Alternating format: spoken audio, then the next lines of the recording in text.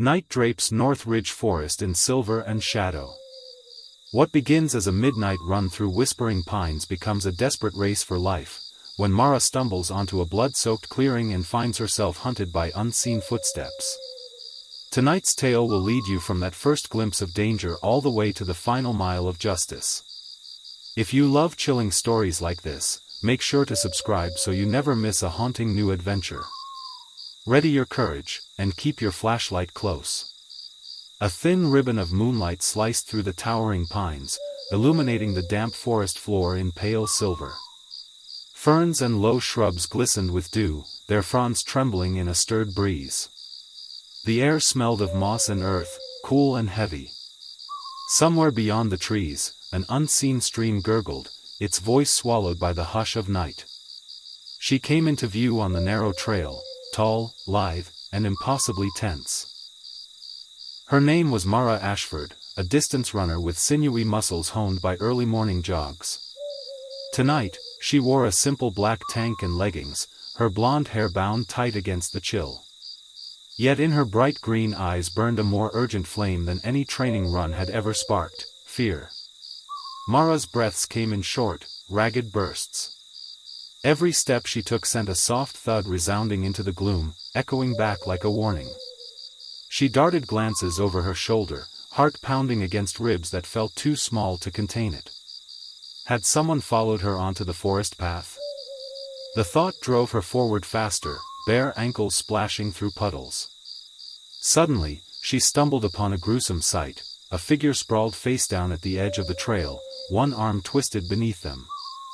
Moonlight revealed flecks of dark crimson soaking into the soil. Mara froze. The runner's breath caught in her throat as she realized it wasn't an animal, this was a person, and they were very much dead.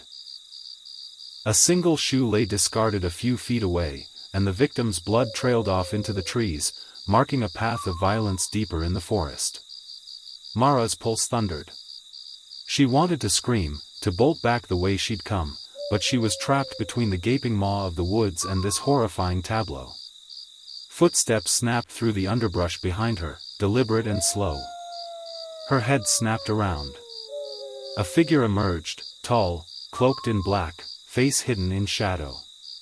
They dropped something into the dirt, a sleek hunting knife, and lifted a gloved hand in silent greeting. Mara's legs trembled, but she forced herself to stay rooted.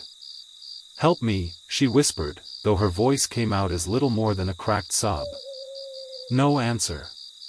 Only the hush of pines and the soft drip of blood onto the ground. Somewhere deeper in the forest, the creek's gurgle had turned to a choked gurgle, a dying gasp carried on the wind. Mara realized, with a cold dread, that the murderer was far from finished.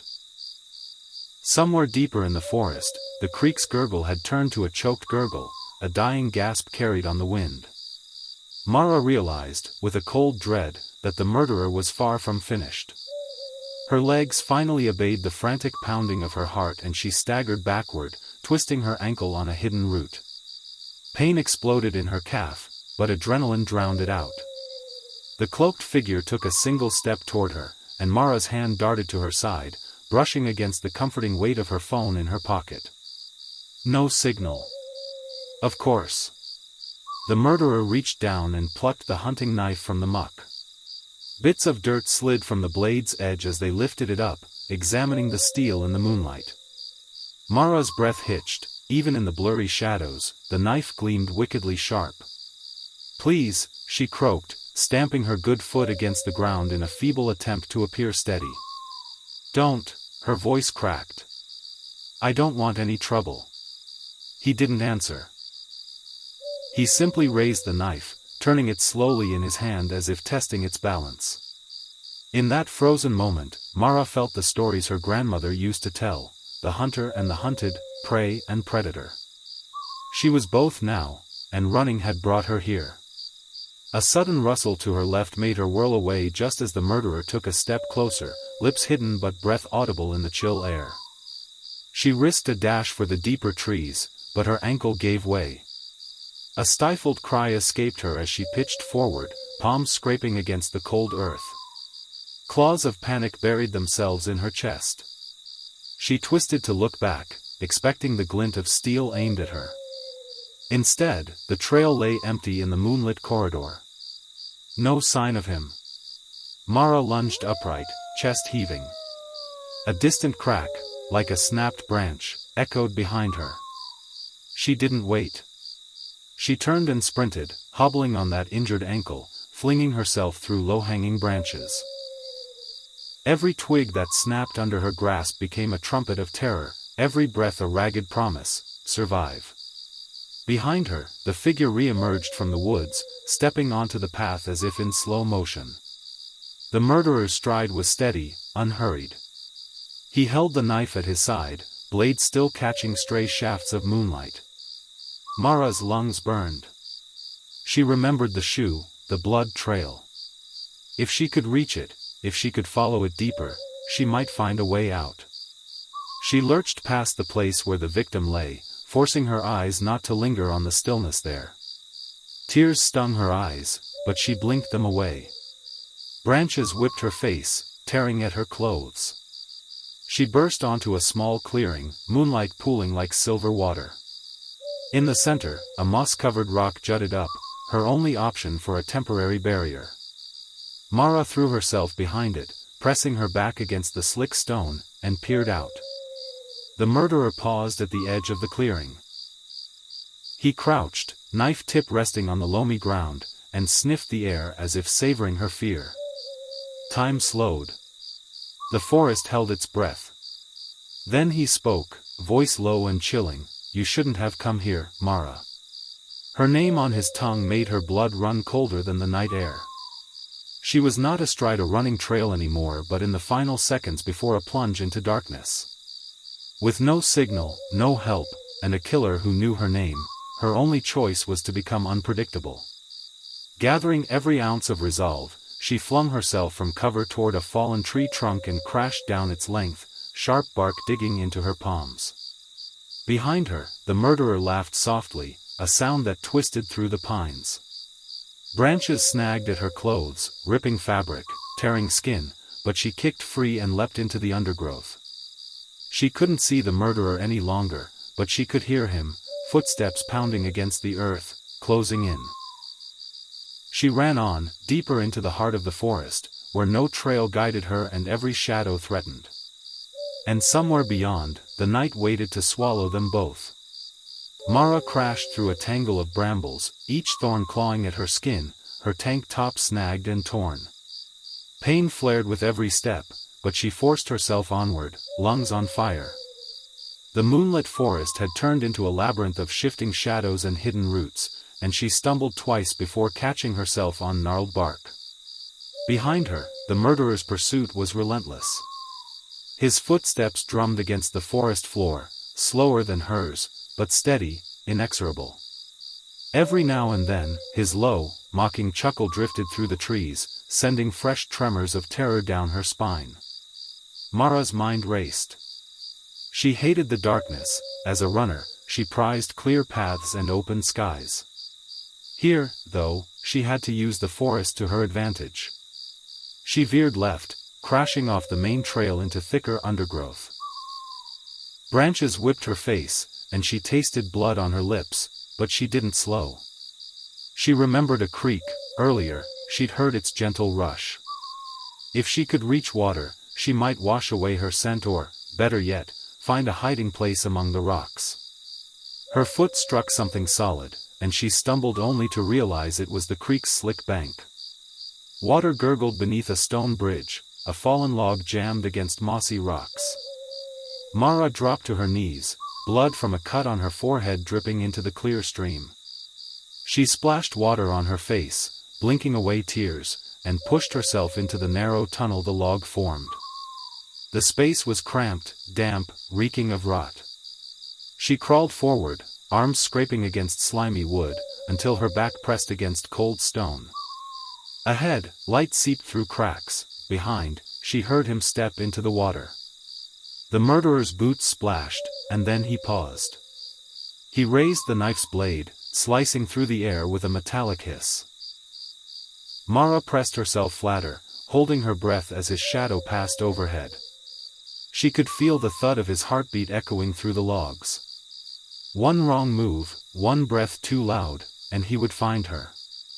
After minutes that stretched into eternity, the footsteps receded. The sound of water grew louder as he returned to the main creek bed, searching the banks with deliberate slowness. Mara waited until the footsteps faded, then exhaled and crawled backward, careful not to disturb the rotten wood. Out in the open again, she squinted into the moonlight. The forest seemed still, but she knew better. Somewhere beyond the trees lay her pursuer, still intent on her. Every muscle trembled, her ankle throbbing with fresh agony. But she felt a flicker of triumph. She had outwitted him, at least for now. Gripping her side to steady her breath, Mara forced herself to her feet. Ahead, the forest opened into a grassy meadow. Moonlight revealed a skinny path along its edge. She limped toward it, urgency sharpening her focus. If she could cross the meadow and reach the woodline on the far side, she might find the main road, where someone, somewhere, would hear her scream. Stepping into the meadow, Mara paused. The murderer had spotted her flash of movement. She saw his silhouette appear at the edge of the trees, knife raised. He shouted something, her name again, or a taunt, and stalked forward. Mara forced a breath into her lungs. This was it, no more hiding. She tightened her stance and stared down the killer, every ounce of fear coalescing into defiance. Then she turned and ran full tilt across the open grass, the moonlight at her back promising escape. Behind her, the hunter followed, but the kill was no longer guaranteed. In the meadow center, Mara dared a glance over her shoulder. His dark figure was a distant shape against the pale fringe of trees. With every pounding step, she felt opportunity bloom. Just beyond lay the road. Help. Safety. Salvation. Her foot hit the dirt of the path, and she hurled herself forward, screaming her lungs raw. The forest seemed to reel, branches trembling, shadows flitting, and one step beyond the meadow's edge, she burst into the beam of a passing car's headlights. The driver slammed the brakes, and light spilled across Mara's bloodied form.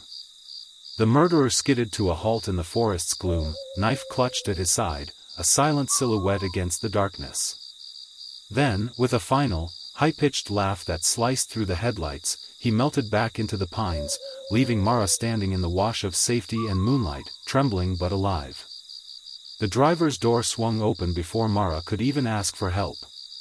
A man in a flannel shirt and jeans leaped out, flashlight in hand. "Are you okay?" he shouted, voice rich with concern. She could only nod, tears of relief blurring her vision. He guided her to the roadside shoulder and wrapped his jacket gently around her shoulders. The headlights pooled over her battered form, illuminating the tears, the dirt, the crimson smear on her leggings. "Call 911, he said, fumbling for his phone. "Stay right here." Mara crouched on the edge of the pavement, clutching her injured ankle. Her pulse thundered in her ears as the adrenaline drain left her shivering. Behind her, the forest loomed silent and unforgiving, a dark sentinel still hiding unspeakable horrors. Moments later, red and blue lights pierced the night. 2 patrol cars wheeled onto the shoulder, officers spilling out with flashlights and radios. Mara explained in trembling words, how she'd gone for a nighttime run, how she'd stumbled upon a body, how a cloaked killer had chased her through the woods. The man in the flannel confirmed her story, nodding gravely as he helped the officers search the edge of the tree-line. On the ground, one patrolman knelt beside the victim's body. He shone his light across the face. A young woman, maybe in her early 30s, her features peaceful now in death. The patrolman rose and gently covered her with a white sheet, his face set into a mask of professional sorrow. Mara wrapped her arms around herself, the jacket slipping from her shoulders. She felt hollow, as if she'd left part of her soul tangled in those trees. An EMT team arrived, and they lifted her onto a gurney, checking vitals and wrapping her foot. Through the haze of shock, Mara realized she barely recognized her own reflection in the ambulance's window, soaked, bruised, eyes haunted. Paramedics secured her and began wheeling her toward the vehicle. The flannel-shirted Good Samaritan gave her a small, encouraging smile. "You're safe now," he said. "They'll catch him." Mara nodded, tears tipping free. She didn't know if he was right. But as the ambulance doors shut and the sirens wailed into the night, she felt the first flutter of hope in hours. Somewhere out there, help was coming. Not just the police, not just the EMTs, but rescue from the darkest corners of terror. And Mara Ashford, runner and survivor, closed her eyes against the night as the world carried her away from the forest, and closer to justice. Mara felt the ambulance jolt as it pulled onto the road, the city's distant glow flickering ahead. Each bump sent a sharp jolt of pain through her ankle, but it was the ache in her chest, from fear, relief, and exhaustion, that threatened to overwhelm her. A young EMT named Rosa spoke quietly as she monitored Mara's vitals. "You're stable," she said, pressing a cool wipe to the cut on Mara's forehead. "We'll get you to the ER in 10 minutes. "Thank you," Mara whispered, voice hoarse. The world felt surreal, lights, radios crackling, the muffled voices of paramedics preparing for the ride. Her thoughts kept drifting back to the woman in the forest, nameless now, lost in the shadows. Mara clenched her jaw. She would not let her perish in silence. Somewhere behind her, the driver in the flannel shirt had climbed into the passenger seat of the second ambulance, providing a witness statement to the second EMT. "She came running into the road," he recounted. "Terrified. Said something about footsteps and a body." His flashlight lay in his lap like a talisman against the dark he'd only half glimpsed. Mara drifted in and out of awareness, memories flickering like strobe lightning. She remembered the moment she found the body, that cold sickening realization of death, and how the murderer had spoken her name, as if he'd planned this hunt all along. A chill crept over her. What kind of person would track someone so methodically, knew her by name, and slaughtered with such deliberate cruelty? She trembled, and Rosa draped a blanket over her shoulders. "You're safe now, Mara," the EMT said gently. "We'll take care of you." Mara nodded against her will, eyes drifting shut. In the half-light beyond consciousness, she imagined a ring of detectives stepping into the forest at dawn, following her footprints and the blood trail to unmask the killer. She saw the victim's face, still, pale, finally at rest under the white sheet, and vowed silently to honor her. She would not forget. She would speak for her, tell her story, and see that justice arrived on the murderer's doorstep. The ambulance's siren faded as city traffic swallowed them. The world outside continued unaware of the terror lurking beyond the pines. But Mara knew, the forest still held its secrets, and somewhere within that blackened maze, the murderer waited, for another victim, another midnight run. A sudden jolt, and the ambulance doors opened at the hospital's entrance. Bright lights flooded in, and a team of nurses whisked Mara onto a stretcher. Footsteps rushed, voices called out orders. She was lifted into the fluorescent glare of the emergency bay, where the hum of machines promised help and demanded sacrifice. An ER physician inserted an IV drip. "You lost a fair amount of blood," she observed. "We'll run scans, clean your wounds, and set that ankle. You're lucky you made it." Mara tried to smile through the pain. "I'm luckier than the other woman," she breathed. She didn't stand a chance. The doctor's expression sobered. "We'll notify the medical examiner. The police will want statements once you're more stable." Her tone was gentle but firm. The night's horrors were far from over. As they bandaged her ankle and propped her leg on a pillow, Mara stared at the ceiling's sterile tiles. She felt a steely resolve settle into her bones. She would give her testimony. She would comb through every memory of that night. She would not allow the forest to claim her silence. Outside, a detective's shoes scuffed down the hallway. Mara turned her head toward the sound, heart thudding anew. He stopped at her bedside, badge glinting under the harsh lights. "Ms. Ashford?" he asked quietly. "I'm Detective Ramirez. When you're ready, I need to hear everything, every detail you can remember." Mara exhaled, pain and determination warring in her chest. She nodded and lifted her gaze to meet his. "Start your recorder," she said. "Because I remember." And so, as dawn edged toward the city skyline, Mara began to recount the nightmare in the woods, each word a step toward justice, each breath a vow that no one else would vanish into that silent darkness unavenged. Detective Ramirez settled a small voice recorder on the bedside table and pulled a stool close. He offered Mara a bottle of water, which she accepted with a grateful nod.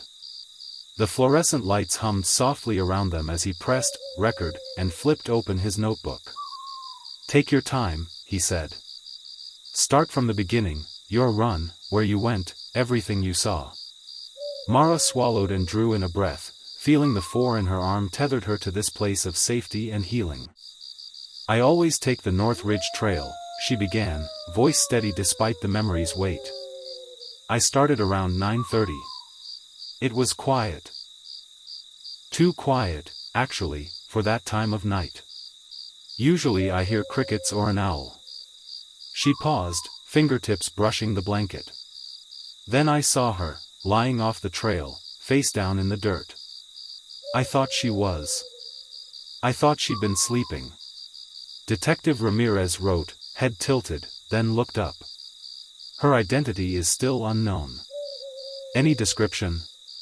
Mara closed her eyes, picturing the woman's dark hair, the faded denim jacket. She looked young, maybe late 20s, early 30s. Medium build. Her hair was dark, long, but tangled. And there was blood, everywhere. She shivered. "That's when I heard footsteps." "Describe the footsteps." "Slow. Deliberate. Like someone wasn't in a hurry to finish what they were doing." Mara's gaze drifted to the window, where pale morning light fractured across the walls. The man who killed her, he didn't rush. He was calm, in control. And he spoke my name. Her voice caught. "He said, you shouldn't have come here, Mara." Ramirez's brow furrowed. "He knew you." Mara nodded, tears brimming. "Or he knew my routine. I run this trail every night. Maybe he recognized me, or studied me." Fear and anger mingled in her voice. "He hunted me." Ramirez tapped his pen against the notebook. "Did you notice anything distinctive? Clothing, scent, anything at all?" Mara closed her eyes and inhaled, searching memory. "He wore a dark cloak, like a coat with a hood. No visible markings. But when he raised the knife, it was a hunting knife. Steel blade, weighed evenly. I remember clay and grass stuck to it." She reached out, fingertips brushing the recorder. "That's how he approached, testing the blade." Detective Ramirez nodded slowly. "Good detail. We'll check missing person reports, local pawn shops, hunting clubs. Anything else?" Mara hesitated, then said, "He stood in the clearing, watching me cross the meadow. He laughed when I screamed for help." Her shoulders shook as she fought against tears. "He enjoys it." Silence stretched as Ramirez let her words hang in the sterile air. Then he closed his notebook. "You did incredibly well, Mara. You painted a clear picture. We'll get units out to search the North Ridge and surrounding trails at first light. I promise we'll find him." Mara swallowed, nodding. Thank you." He rose and switched off the recorder. "Rest now. I'll come by later with updates. And we'll get you a counselor." This was traumatic. As Detective Ramirez stepped away, Mara lay back against the pillow, exhaustion washing over her. The early sun glimmered beyond the glass, reminding her that the world still turned despite the darkness lurking in the woods.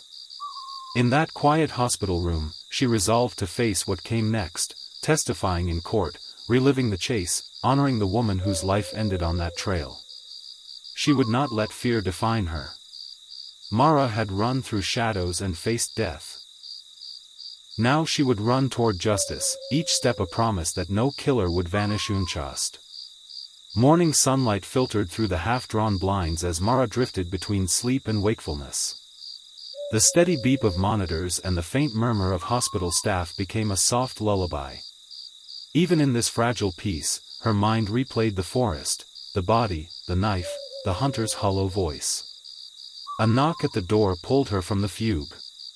Detective Ramirez entered, accompanied by a uniformed officer carrying a slim evidence folder. He offered Mara a tentative smile. "How are you feeling?" "Better," she lied softly. "Sore, but better." She flexed her fingers, wincing at the dull ache in her ankle. Ramirez nodded and turned to the folder. "We've identified the victim," he said, laying out a photograph on the bedside table. Beneath the photo, the officer placed a handwritten note, name, Elena Marquez. Age, 29. Missing since 3 days ago. Mara studied Elena's serene face. Her dark hair now tamed in a neat braid, eyes alive in the photograph. "She was my neighbor," Mara whispered, disbelief threading her voice. "Elena lived down the hall from me." Detective Ramirez's expression tightened. "We found her in an abandoned cabin deep on the Southwest Loop Trail, her phone, wallet, and shoes." He paused, choosing his words. "Also, a fragment of fabric caught on a nail near the cabin's door, dark wool, small stitches. It matches thread from a coat we recovered near the creek." Mara's heart thudded. "The cloak." He nodded. "We have a suspect." Mara stared at the photograph of Elena. The woman she'd passed every morning on the elevator, the one who always complimented her running shoes, was gone, and Mara had discovered her body. Reality settled over her like ice. "Who?" she asked, voice trembling. Ramirez exchanged a glance with the officer. "A local man, Thomas Whitaker. No criminal record, but neighbors describe him as off. He lives in a small cabin not far from the forest edge. We got a warrant to search his property at first light. Blood was spotted on his doorstep." A shaky breath escaped Mara. "Do you think that's him?" He sighed. "All signs point to it, but we need conclusive evidence, blood spatter, DNA, witness statements. We'll also conduct a forensic sweep of his cabin." Mara's chest tightened. "Will I have to identify him?" Ramirez hesitated. When we arrest him, yes." She nodded, steeling herself. "Okay." Later that afternoon, Mara was transferred to a rehabilitation room where a physical therapist helped her navigate the first steps on crutches. Each movement was agony, her ankle strapped in a bulky brace. Still, she forced herself to stand taller, determined not to appear more fragile than she felt. As Mara leaned on the therapist's shoulder, her phone buzzed. A text from an unknown number, "Run safe." She stared at it, pulse quickening. Was it a misdirected message of encouragement? Or a taunt from the killer? She showed the message to the therapist, but they both knew it meant nothing. Anonymous texts were easy to fake. Yet Mara felt a flicker of the old fear, lurking behind her ribs. That evening, Detective Ramirez called with an update. Whitaker's cabin yielded significant evidence. Blood matched Elena, and fibers from his coat matched the cloak you described. His voice grew quiet. "We'll arrest him tomorrow. You won't have to identify him in person. We'll use video evidence." Mara exhaled, relief and guilt warring inside her. "Thank you," she murmured. "Get some rest," he urged. "Tomorrow will be a big day." As she hung up, Mara looked toward the window. The sky was bruised purple at dusk, an echo of that night's fear. Yet somewhere amid the pain and darkness, she found a sliver of resolve. She'd survived the hunt. She would see Elena's killer brought to justice. Rising on her crutches, Mara caught her reflection in the polished floor. Bruised, battered, but unbroken, she was more than just a runner now. She was a witness, a survivor, and a beacon of the light that even the deepest forest shadows could not extinguish. Tomorrow, the chase would end. Tonight, she would gather her strength for the final leg of this journey. The next morning, sunlight slanted through the half-open blinds, warming the rehab room in a gentle glow. Mara sat propped against her pillows, crutches leaning nearby, when she heard muffled voices in the hallway. She glanced at the door just as it swung open to reveal two uniformed officers and Detective Ramirez. "Ms. Ashford?" Ramirez asked softly, offering a file. "We've arrested Thomas Whitaker. He's in custody at Northern Precinct. We wanted to update you before the press picked it up." Mara's heart fluttered, relief mingling with dread. "Thank you," she whispered, voice trembling. Ramirez cleared his throat. "Would you like to view the surveillance footage from his cabin? It shows him entering the woods that night, carrying a bundle we believe to be Elena's jacket, and returning later alone." She nodded, and he stepped aside to cue the video on the monitor. Mara watched as a grainy silhouette moved through the darkened trees, methodically placing the bundle near the cabin's back door. Then he strode off, cloak rustling, until his form disappeared into the night. Each frame echoed the horror she'd lived. When the footage ended, Ramirez left the monitor on the final frame, Whitaker's outline frozen in the beam of a cabin light. "It's conclusive," he said quietly. "He'll be charged with first-degree murder. You won't need to confront him in person, but you may be asked to testify via video link during preliminary hearings." Mara exhaled. The weight on her chest lightened. "I'm ready," she said, surprising herself with the steadiness of her voice. That afternoon, she was wheeled into a small conference room at the precinct, her ankle supported by the brace. Ramirez introduced her to the prosecutor, a calm woman named Elise Chen, who explained the process of testimony and evidence. "You'll watch on a monitor," Chen said. "No direct line of sight. Just tell us what happened in your own words." Mara leaned forward, determined. "I want him held accountable," she said. As she left the precinct, the sun was dipping below the horizon, painting the sky in streaks of orange and violet. Every step on her crutches felt deliberate, each one a statement: she would not be broken. Over the next week, Mara focused on healing and preparation. She attended physical therapy sessions in the mornings and met with Chen in the afternoons to review her statements. Slowly, the panic that once seized her in the forest was replaced by a quiet resolve. She practiced speaking her name clearly into a microphone, reciting that night's events with as much precision as she could muster. On the eve of the preliminary hearing, Mara lay in her hospital bed, crutches propped against the wall. Moonlight filtered through the blinds, casting striped shadows across her blankets. She clutched her blanket, heart fluttering with nerves. Would seeing his face, even on a screen, shatter her composure? A knock at the door announced Detective Ramirez's arrival with a small tray of tea. "For the nerves," he said with a gentle smile. "Thank you," Mara replied, accepting the cup. She sipped the warm liquid, letting it calm her. "I keep thinking about Elena," she admitted. "I want to do this for her." Ramirez nodded. "You're doing more than that. You're showing every survivor that they have a voice.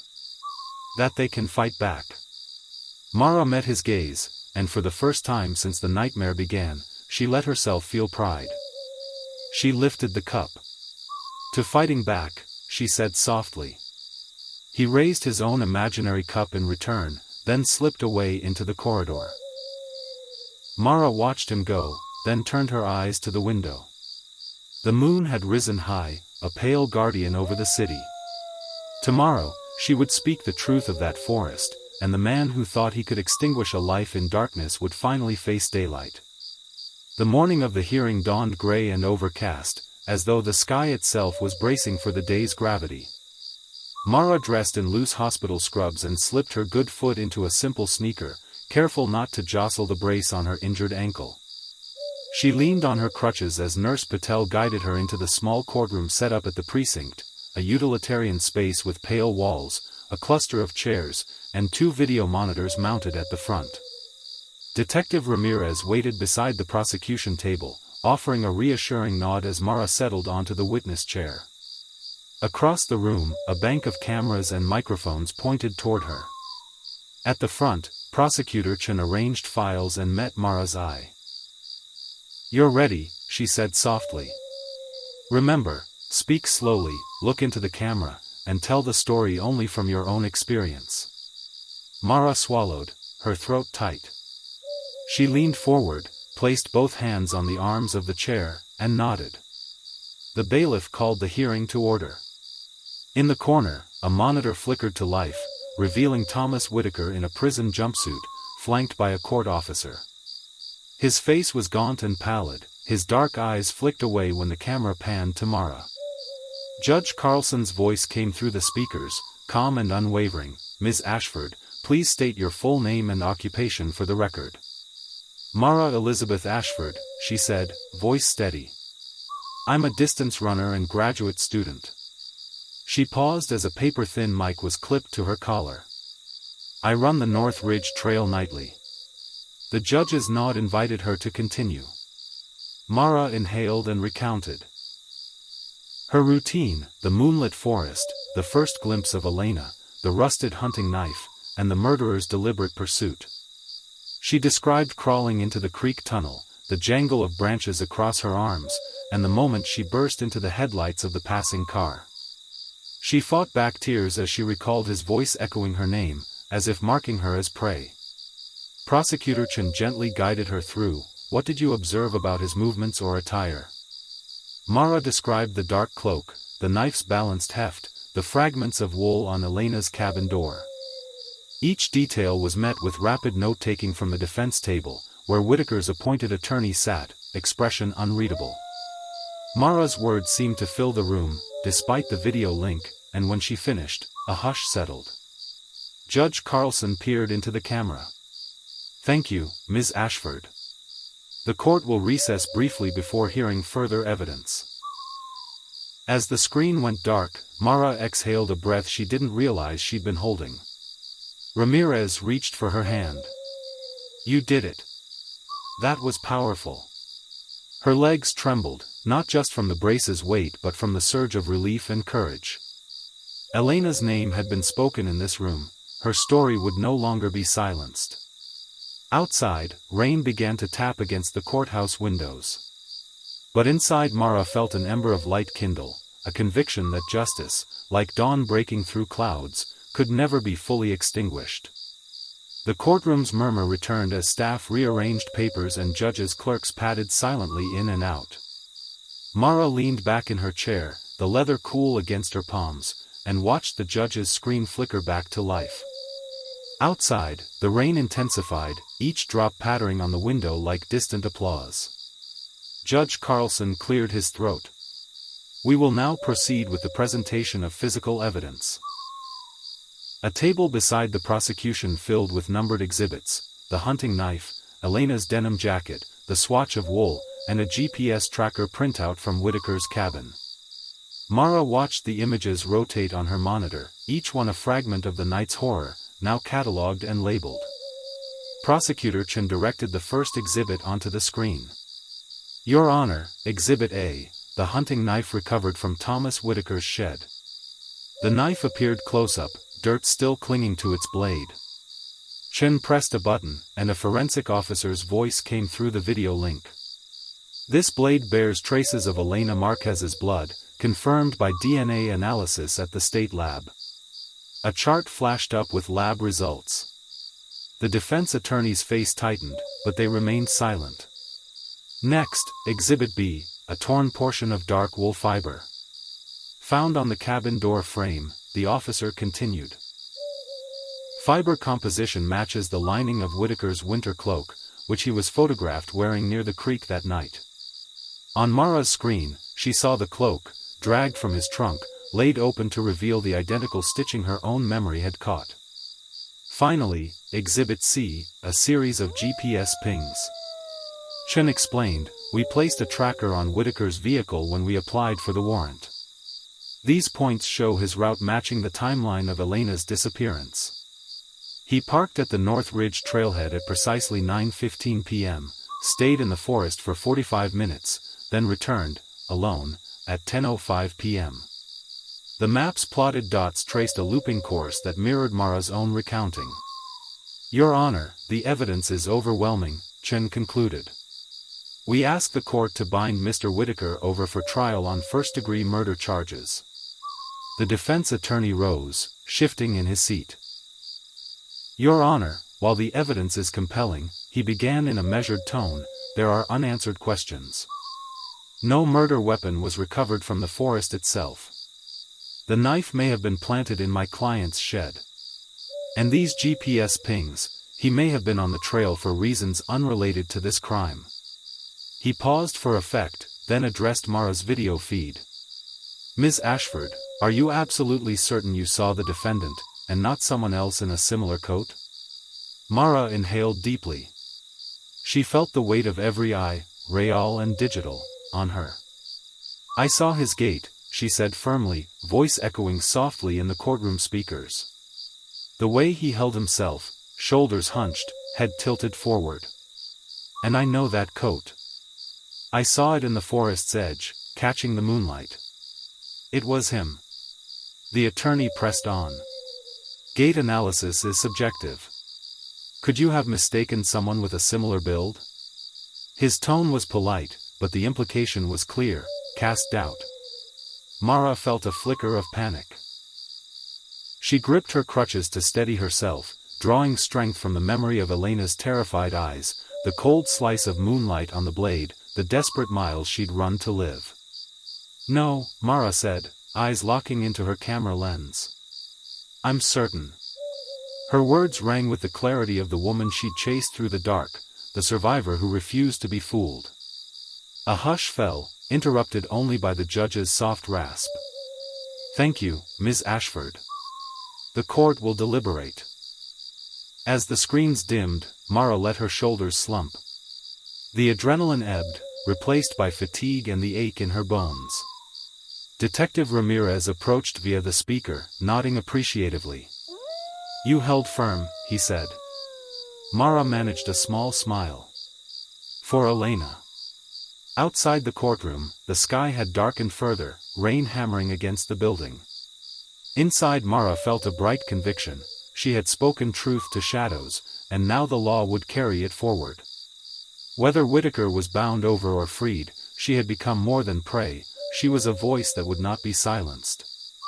And as the final arguments awaited tomorrow, she closed her eyes and let the moment of victory, however fragile, fill her with hope. That afternoon, Mara was escorted back to her hospital room, exhaustion heavy in her limbs. Detective Ramirez followed at a respectful distance, carrying 2 cups of tea. He paused at the door. The judge has bound Whitaker over for trial, he said quietly, sliding a cup across the bedside table. We'll get a date soon. Mara accepted the tea, hands trembling. Thank you, she whispered. Even as relief bloomed in her chest, she felt a hollow ache for Elena. No court date could bring her neighbor back. That evening, she sat by the window, watching amber streetlights glint on rain-slick pavement. The forest loomed in her mind, every tree a sentinel of memory. Her phone buzzed again, another run-safe text. She stared at the words, then typed back, I will. Over the next weeks, Mara focused on healing, schoolwork from her bed, gentle physical therapy, and weekly meetings with a counselor who helped her navigate the trauma. She found comfort in routine, light jogs on an indoor track, meals with friends who brought magazines and laughter, phone calls with her grandmother who reminded her of the strength running had taught her. Then trial day arrived. In a packed courtroom 6 weeks later, Mara settled into the witness box one last time.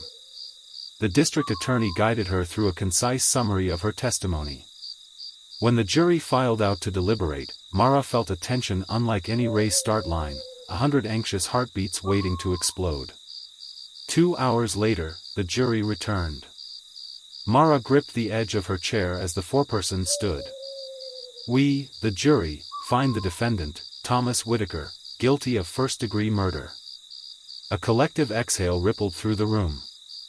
Mara's eyes filled with tears, relief, grief, and vindication all tangled together. Whitaker's head slumped. The judge pronounced the verdict final and set sentencing for the following month. In the days after the trial, Mara visited the forest, this time by daylight, dressed in leggings and a bright jacket, her ankle brace exchanged for sneakers that fit snugly.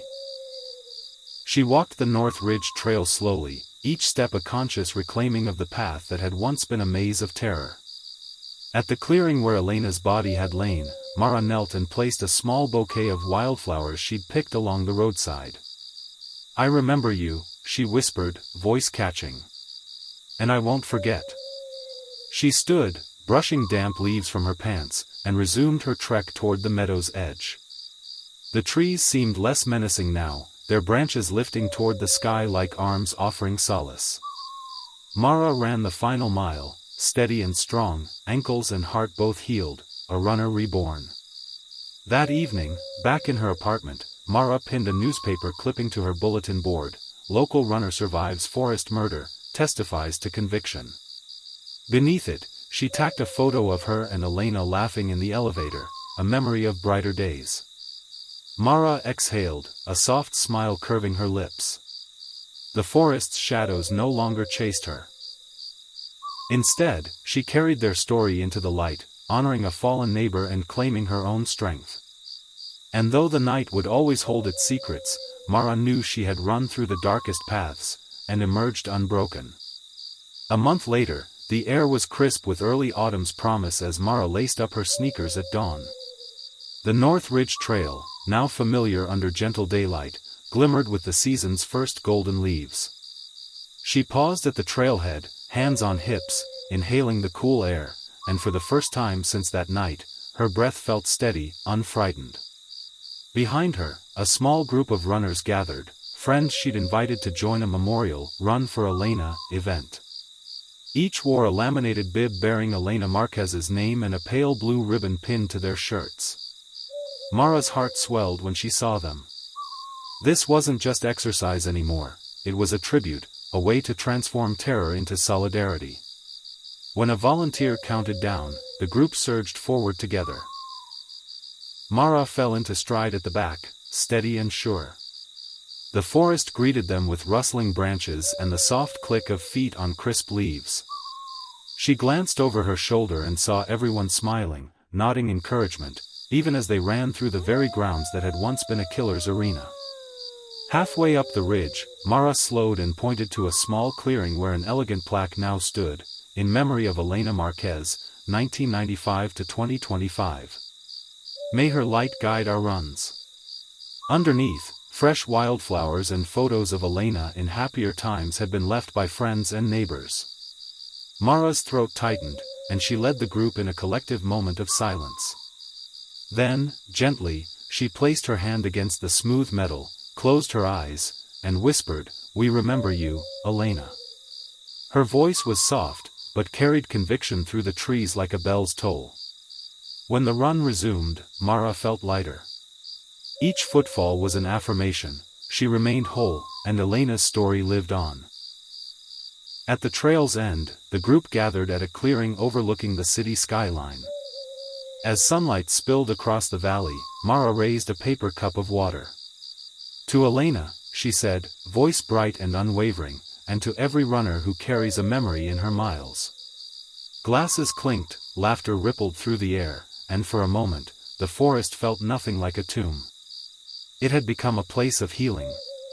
Later, showered and warm in her apartment, Mara spread out her running shoes, ankle brace, and a fresh bib on the table, ready for tomorrow's half-marathon, her first race since that night. As she drifted to sleep, she dreamed not of fear, but of finish lines, cheering crowds, and relief flooding through her veins, proof that she had reclaimed her life, one run at a time. And though shadows might linger at the forest's edge, Mara had learned that courage, like dawn, would always rise again. That evening, as the last runners dispersed and the trail grew quiet, Mara stood alone in the fading glow of twilight. The crisp autumn air whispered through the pines, carrying the scent of damp earth and fallen leaves. She brushed her fingers over the edge of Elena's memorial plaque one final time, feeling the cool metal beneath her palm. Just 6 months had passed since that terrible night, 6 months of pain, of court dates and hospital beds, of reliving every terrified heartbeat on the stand. And here she was, standing on the same ground that once hunted her, yet now it felt different, hallowed, even hopeful. Elena's name was no longer just a headline, it had become a beacon for runners seeking solace, a reminder that life can outpace the darkest of fears. Mara took a deep breath and closed her eyes. In her mind's eye, she saw Elena smiling in the hallway, heard the killer's hushed threat on the wind, remembered the rush of relief when headlights bathed her in safety. All those moments, some filled with dread, others with triumph, had led her here. At her side lay the matte gray finisher's medal from the half-marathon she'd run earlier that day, her first race since the attack. She reached down, picked it up, and let it hang heavy around her neck. Not as a token of victory over someone else, but as proof she had reclaimed herself. The trail behind her sloped gently down to the city lights, where lampposts twinkled like distant stars. Mara zipped up her jacket and began the run back to the trailhead, each step a steady cadence of closure. She didn't mind the evening chill, it reminded her that she was alive, that her heart still beat fiercely, and that her legs still carried her forward. When she reached the parking lot, she paused, looking once more at the silent woods. "Good night, Elena," she whispered, voice soft but certain. "Thank you for letting me run for you." Then, with the forest's quiet blessing, she turned and walked toward her car. No longer as its prey, but as its storyteller, its runner, its survivor. And as the brake lights faded into the night, the echo of her footsteps grew faint, carrying with them the promise of new dawns and miles yet to come.